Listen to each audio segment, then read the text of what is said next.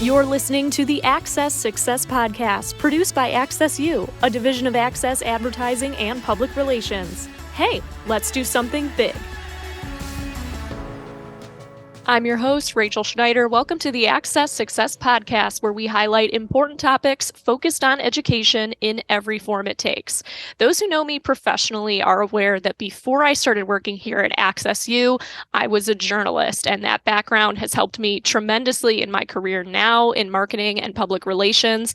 So today on the show, a fellow former TV news reporter and Emmy-nominated journalist, Sophia Perricone, is joining the show to discuss our biggest takeaways from working in broadcasting and what other public relations professionals, especially those in media relations, can learn from these experiences. Sophia is also now working on the dark side, as we've called it, of the news world. She's the assistant director of digital and social media for Pace University in New York, the Lubin School of Business. Sophia, welcome to the Access Success Podcast. It's great to have you here. Thank you. Thank you so much for having me. I'm excited. Yeah, I'm glad we got to connect virtually. And this is actually the first time that we've been able to talk since we both left news. So how have you been? What's the transition been like for you? I've been great. Honestly, I feel like once I left news, this whole world opened up that I didn't know I existed. I'm so happy. I feel like I have time to breathe in my life. I feel like I have a life, which I think is the big thing. I'm sure you can relate, Yes. Having outside of work. So it's been amazing. I love my team. They've made the transition great because obviously, again, as I'm sure you can relate, leaving a job that was also your identity is really hard. But they have been so welcoming and they helped with the transition a lot. So it's I don't have enough good things to say about it, honestly. Oh, that's so good to hear. Yeah, I echo a lot of those same feelings. And it was so hard to leave that profession because, like you said, it becomes so much of your identity is wrapped into being a journalist and, your social media presence. That's how all of your friends talk about you and identify you when you're meeting people. So it is such a new world. But, I'm fortunate enough, too, that I landed at such an amazing place with a great team that's been really supportive of what I can bring to the table and what we both can bring to the table as just journalists hopping into this world and being able to advise people on some of the things that we may know from our experiences that they are not as aware of. And we both met while we were working at our first news market in Toledo, Ohio. For people who don't know, could you just tell us how you got your start in journalism? And did you always want to be a reporter? Yeah. So like many reporters, this is something I wanted to do my whole life. Well, since I was 12 years old. I remember being 12 and just one day being like, this is what I want to do with my life. I always loved watching news. When I was younger, I was very interested in knowing what was going on all the time. I was that person on the playground, in fifth grade, seeing what my peers knew about what was going on in the world, which obviously wasn't a lot because what fifth grader needs to know anything about going on in the world? So it was definitely something I always wanted to do. So after high school, I came to New York City for not my first time in New York City, but my first time living here. I went to Pace University. They didn't have a journalism major. So I majored in communications and figured I would just get all of my experience interning around the city. Obviously, pretty much every newsroom is based here. So I hit pretty much all of them except for NBC. I did the local stations and graduated, got my offer from Toledo. I had never been before. And now Toledo is such a big part of my life. I loved my time in Toledo, but my boyfriend's from Toledo, so I'm there every month. We live in New York together now, but he has to go back a lot. So first market out of news, you think, or in news, you think I'll be here for 2 years and then I'm out. Mm-hmm. And now I'm in Toledo more than I'm back home in California. So yeah, long story short, yes, I've always wanted to be a TV news reporter and I did it at one point.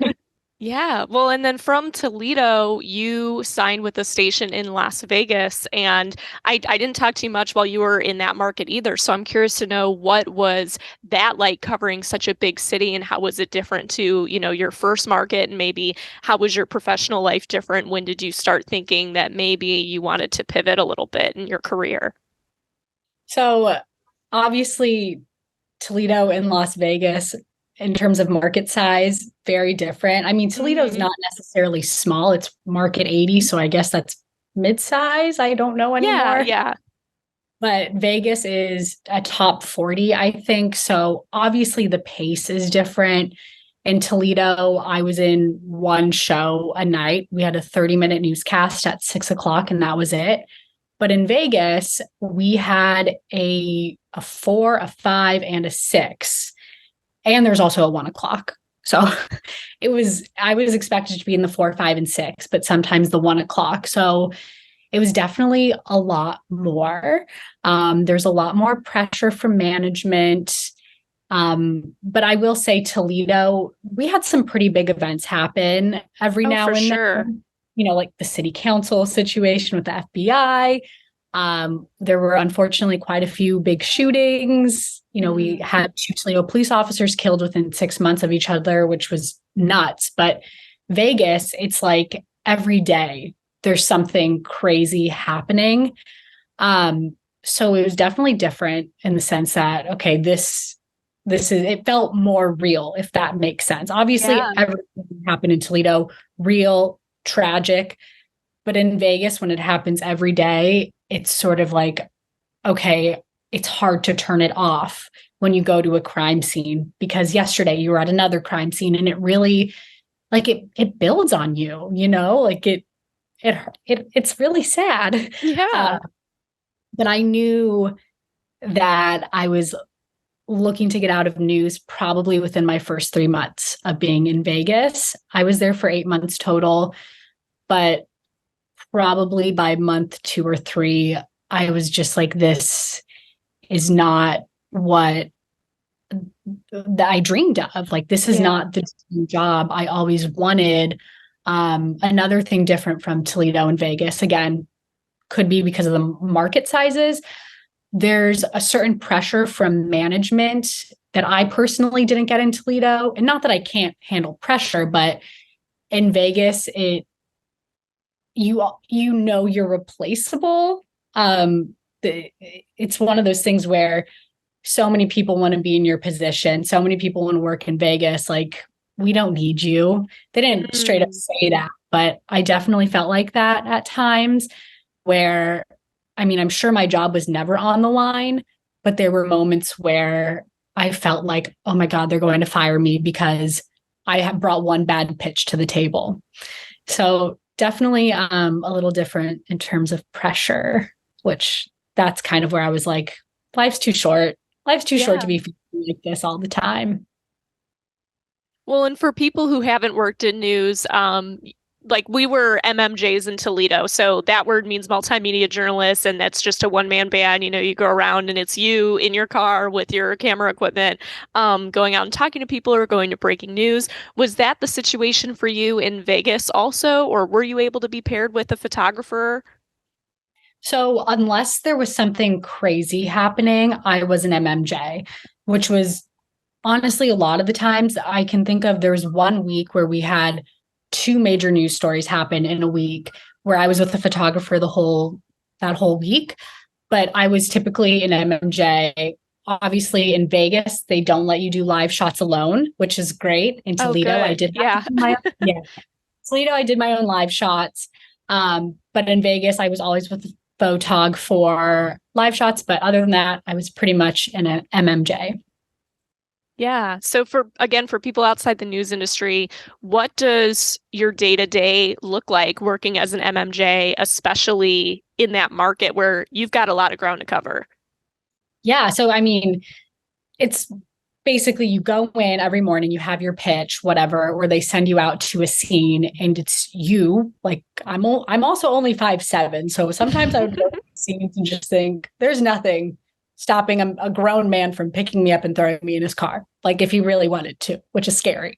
But so I would go out, shoot the video, shoot the interviews. So, you've got your camera here. So you're looking at the screen on the camera, and then you've got the person you're interviewing. So you're holding the mic. So you're making sure your shot looks good. You're making sure you're also making eye contact with your your person you're interviewing because you don't want to be rude. And then you're also making sure that everything around you is like safe and fine and calm.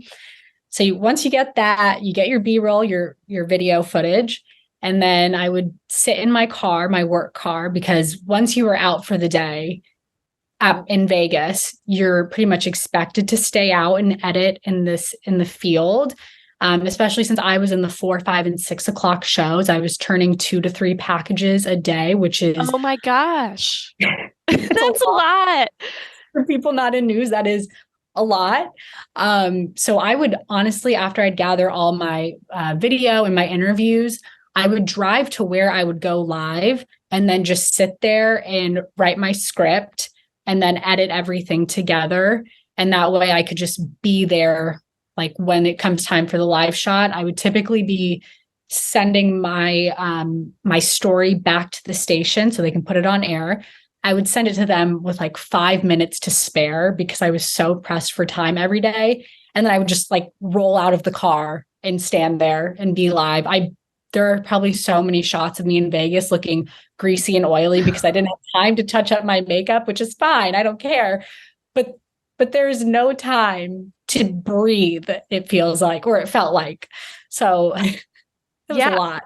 Well, what was your deadline like? You said you were doing 2 to 3 packages, which are stories, a minute 30-second stories per day. So 2 or 3 of those. And then your first show started at 4. So would you have to be live at 4?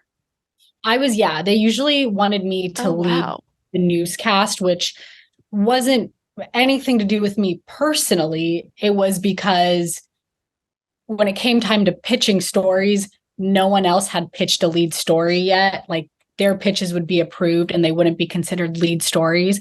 So then it's like, okay, Sophia, come up with something that's a lead. And that's also a lot of pressure every single day. Yeah. Sometimes things aren't happening. But yeah, so my deadline, if I was live at 4, I would probably need to send my package to them by 3:40, 3:45 at the latest. And I would cut it close all the time. I mean, there were times where it's 3:57 and I hear the producer say, "I don't have your package." And I'm like, I sent it 10 minutes ago, but technology is crazy. So very tight deadlines, which now is not really a thing. It's wonderful for me.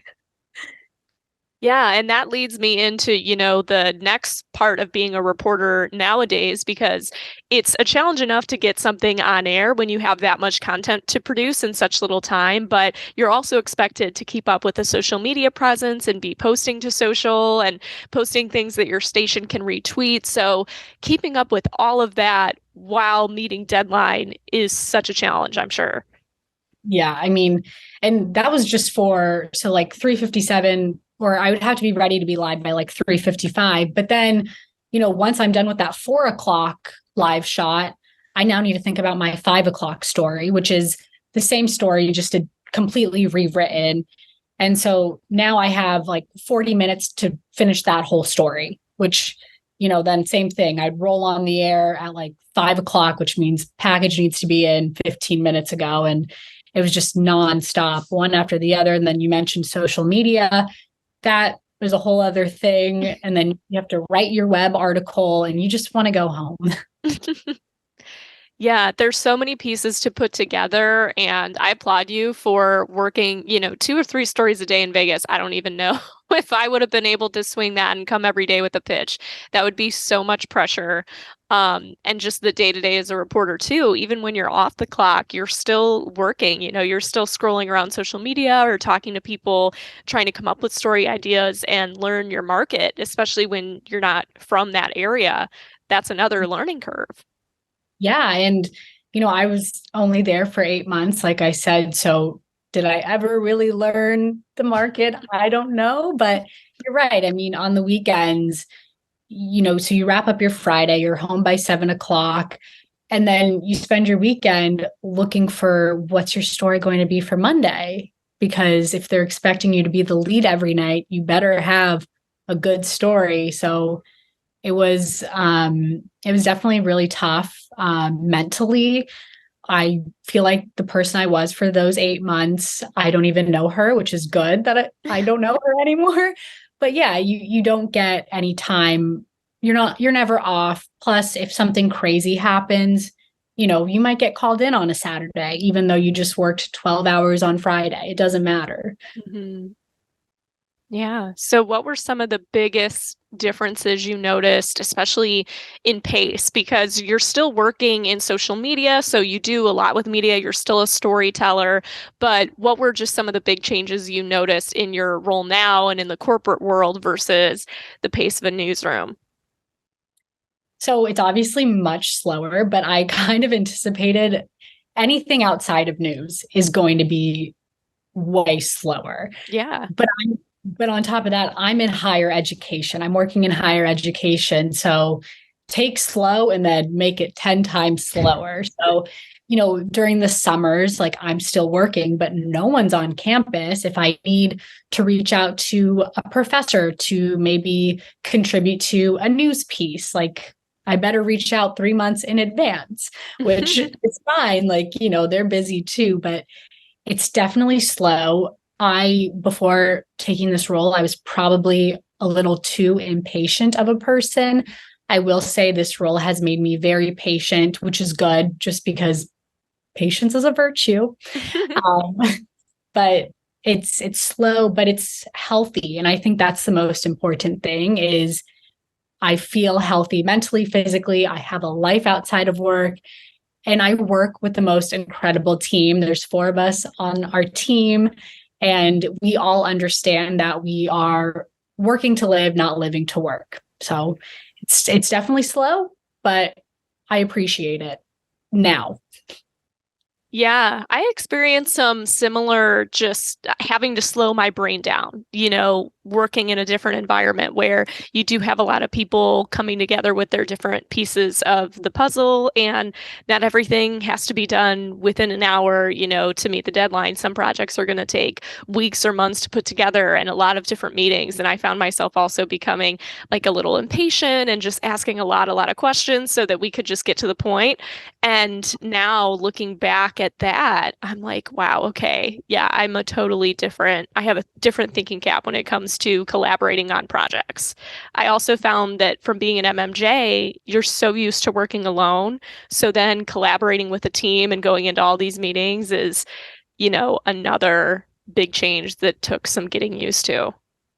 That's a really good point. I didn't even think about the fact that we did pretty much work alone. Like we were obviously contributing to a bigger newscast, but we were essentially working by ourselves. So, I mean, I always get worried when I have to rely on other people for parts of a project, which now makes sense because I'm so used to having everything I need done by me. Now I just put it together for this big project.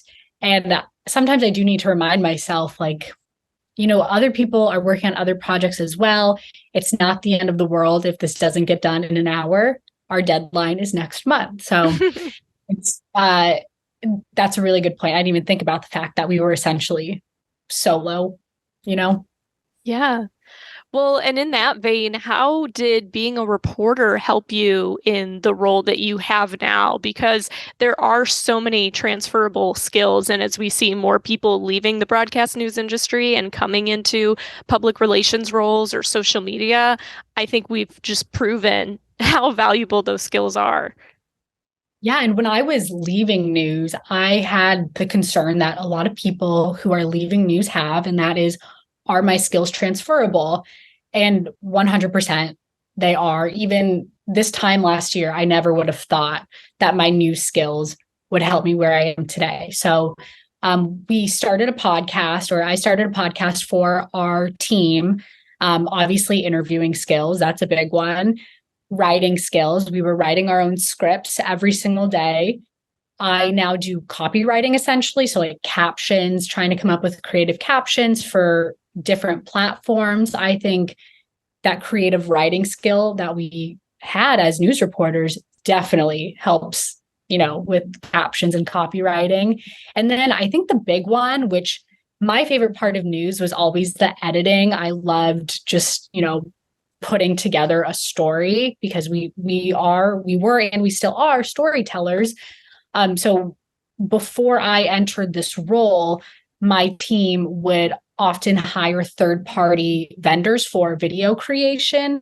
Now they've got it in-house. Like, I've got my camera, I have access to Premiere. So I'll just, I've done 6 videos now since being here. And those are 6 videos they would have had to pay for an outside party to do it. So editing skills are huge. I think video editing is something that to reporters might seem so minuscule because you do it every single day. But having those editing skills truly, I mean, who knows how to edit just on the whim? But we do. So I think those are definitely the big skills that I brought with me. And then just bringing that fresh perspective. Like, this is my first time working in higher education, but I feel like I brought this perspective that from the outside world that maybe no one else on my team had, because part of our job of being a reporter is reaching a target audience or demographic. Like they would always say 18 to 34-year-old women are watching the newscast. So you would try to cater your stories towards that demographic at times. Now we're targeting seniors in high school who are maybe looking to go to college. We're targeting current students to try to build that community. So I really know how to tap into a certain audience. And that's something I think I got from reporting. And I'm sure you've been able to share that knowledge also with your team, and just having that background has been helpful for them to better understand the media. Yeah. So I feel like my team is really great in the sense that they consume news and media responsibly, which is great. But I feel like I've shown them this perspective to news that a viewer wouldn't typically see. So they see a minute and 30 seconds of a story per reporter, and whatever they watch it, maybe they think, oh, that took 2 minutes to create. They don't know that was 5 hours long and the reporter didn't have a lunch break. The reporter hasn't used the bathroom since 8 a.m. Like, they don't know that. But now I tell my team all the time, I can't believe we get to take a full hour lunch break. This is something I've never had before, What a dream. I know. The fact that I can literally drink as much water as possible and now I can go to the bathroom, which might be TMI, but these are real things. Yeah. So I think I've helped them appreciate corporate life a little better. They're used to having every single holiday off. When MLK Jr. Day just happened earlier in January, I was so excited. I was like, we get this day off? I can't wait. And they're just thinking, yeah, we get it off every year. So I'm I guess, putting corporate life in a better perspective for them, making them realize hey, this isn't normal for everyone who has a job. I went 2.5, almost 3 years without any of this stuff. We should really be appreciative that we get these things. They might just be things that come with the job to you, but to me, these are things that are truly a dream. So I think I've given them just a refreshing perspective on what maybe they thought was just a job, if that makes sense.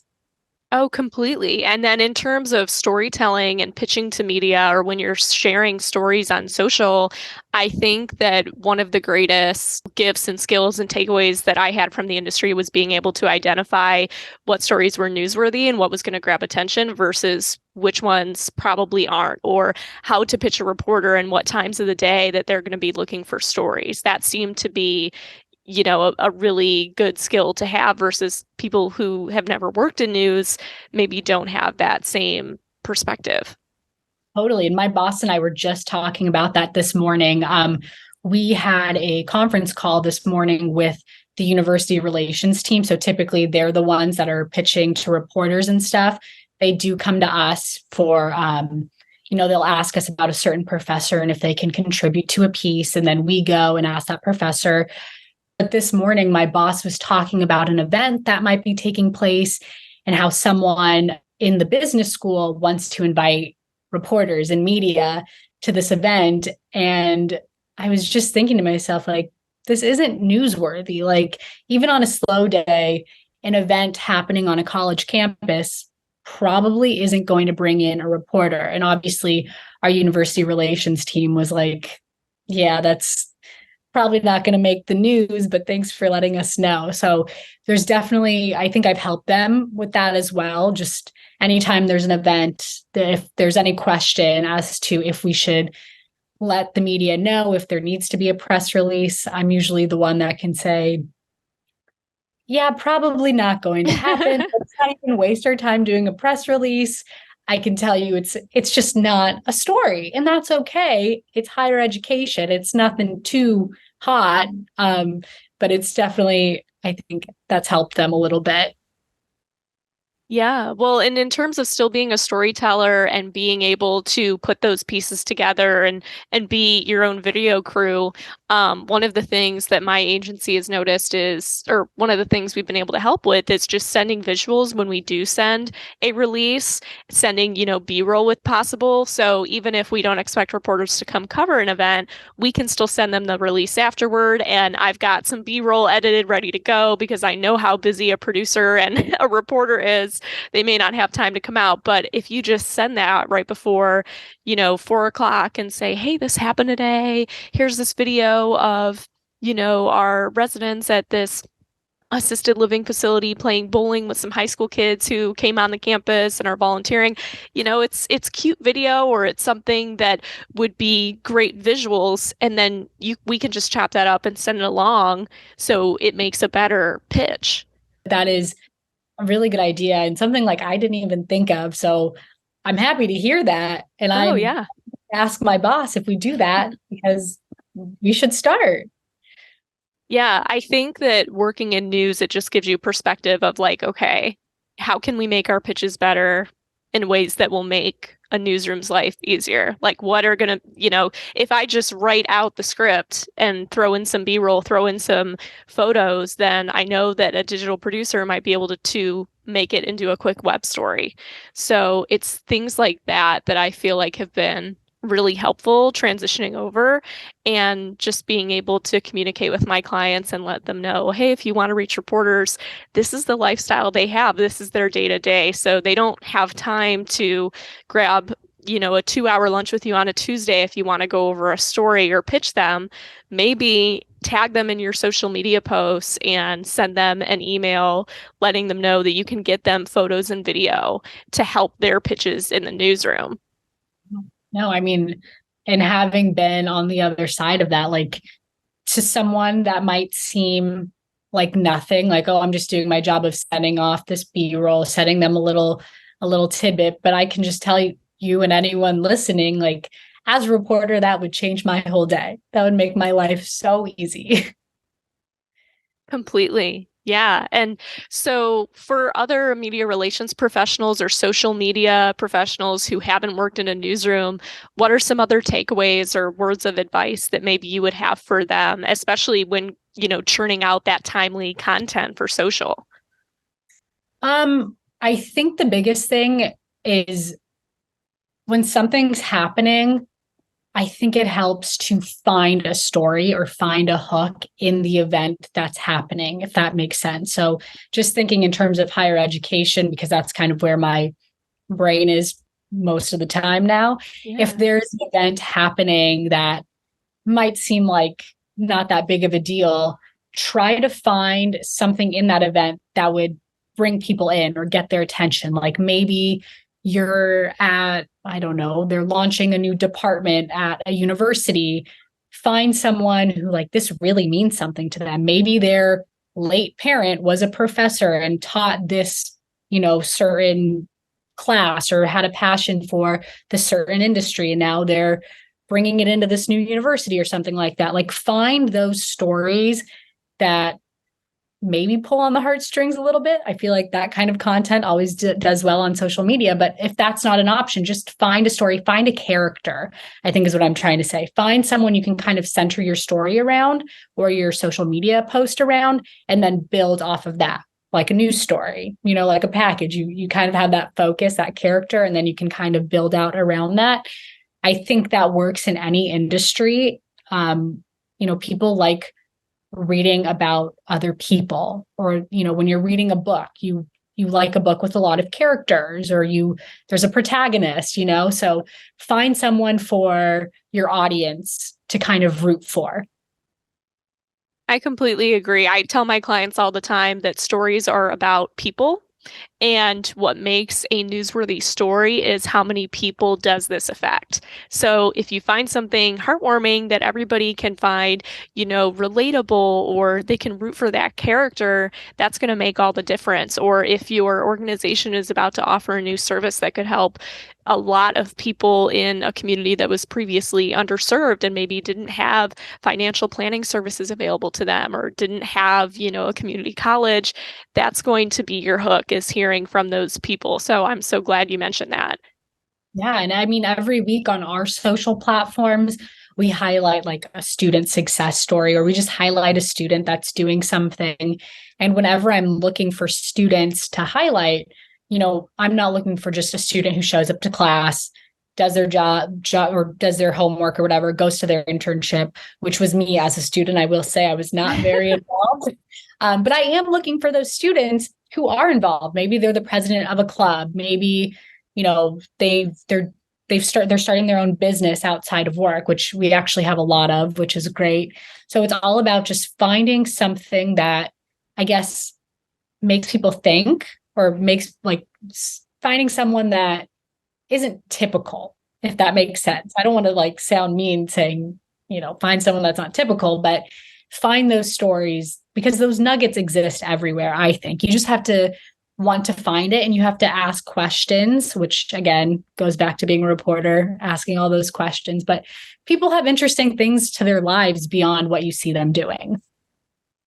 100%. Yeah. And coming from, a reporter who's also had her slow news days, anything can be a story. So as long as you frame it correctly and maybe you add some visuals in there, you're able to make those people available. I think that's been, a huge part of this too, is whenever a client wants us to send out a pitch, I always ask them, okay, what days are you and this character available then? If I'm going to send out this release, we might get a phone call in the next 5 minutes. Can you be available that morning to talk to a reporter so that we can get the most out of this opportunity? Yeah, no, totally. Because there's nothing worse than being a reporter, getting a press release, calling on it, and then someone saying, sorry, not today. So Yeah. really good you do that. I don't think we touched too much yet on crisis communications, and I know that might not totally, be all in your ballpark in your new position right now, but I'm sure it helps when you're planning social media content, scrolling through, looking at the comments, and being able to identify what needs attention from leadership and what warrants a response. Working in public relations now, and we take on crisis clients, having to be quick on your feet like a reporter does is important, but also having the social media personnel available to be able to monitor what's going on online is huge. I think us being former news reporters, and obviously you working for an agency now, like crisis communication is our thing. We know how to get somewhere and in 30 seconds convey the information that just happened. Like that is crisis communication.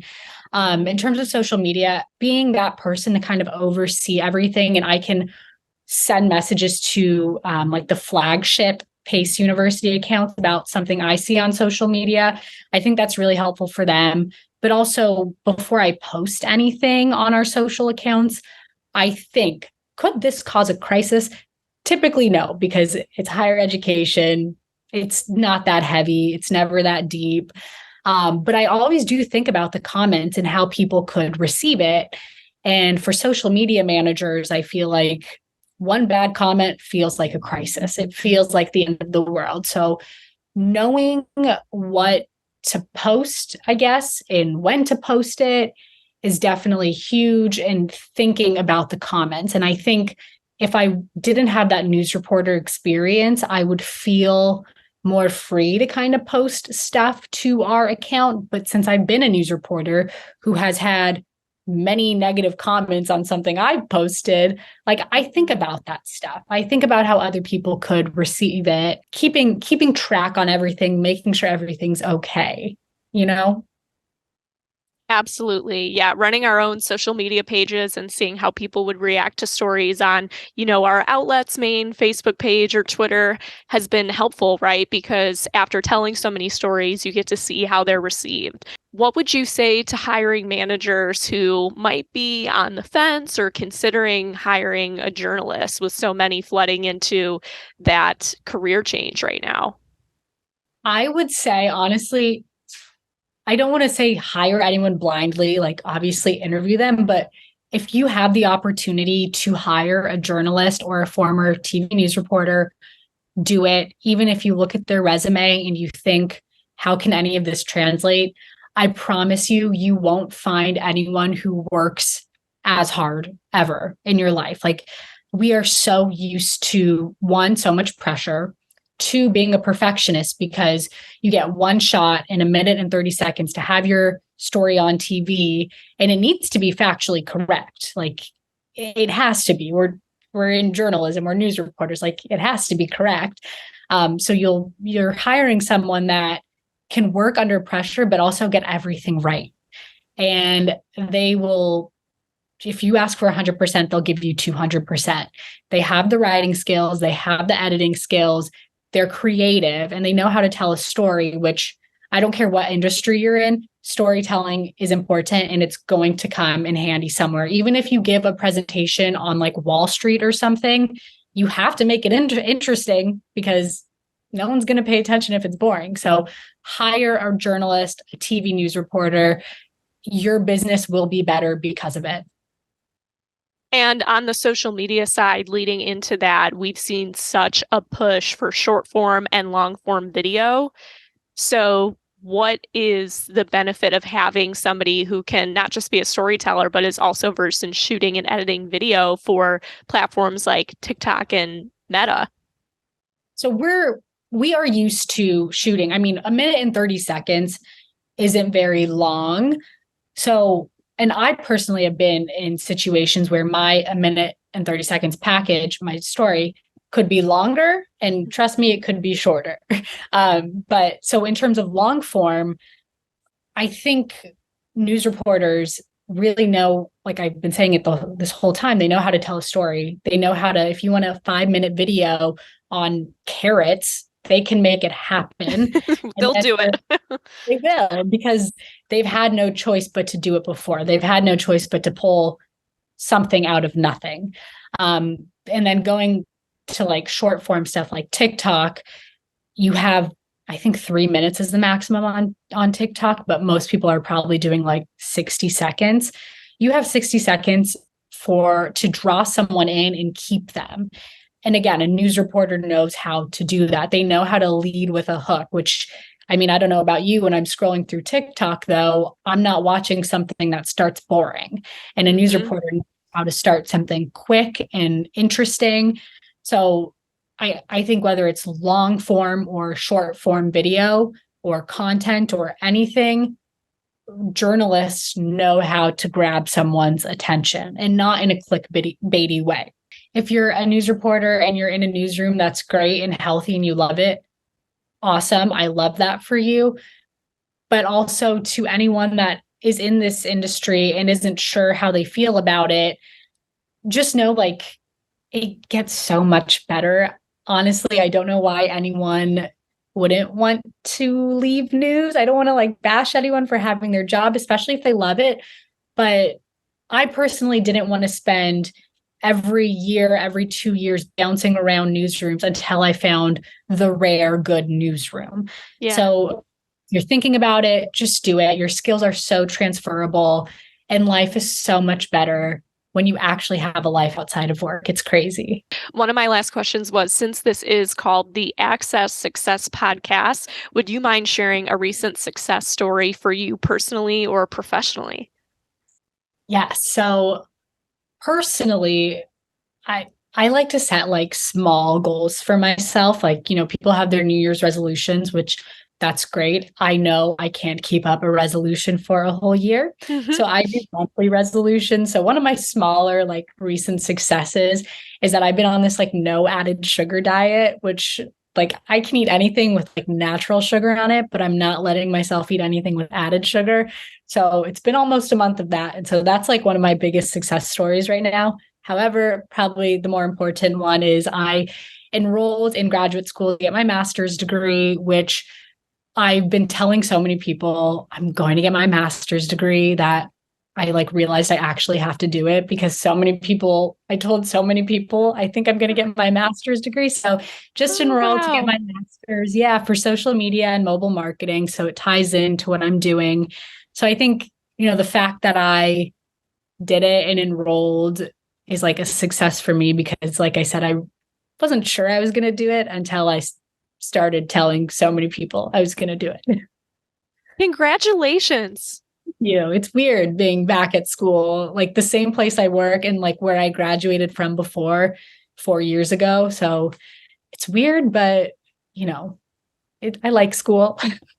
Yeah, well, and that's such a nice homecoming too, since that's your alma mater, being able to go back and now work there, but also it just comes so full circle. That's great. Yeah. Well, Sophia, thanks so much for being able to hop on with us and talk more about what you've been up to. Congrats again on pursuing your master's. I can't wait to see what you do next. And for people who want to listen to your podcast and learn more about Pace University's Lubin School of Business, where can they find you guys? Yes. So the Lubin Link is our podcast. It's a monthly podcast, and we interview some alumni. So we have, even though we were a business school, we obviously have alumni in various different industries, the beauty industry, social media, a lot of folks in taxation, public accounting. So you can find us wherever you stream your podcasts, Apple Podcasts, Spotify, and we're called the Lubin Link.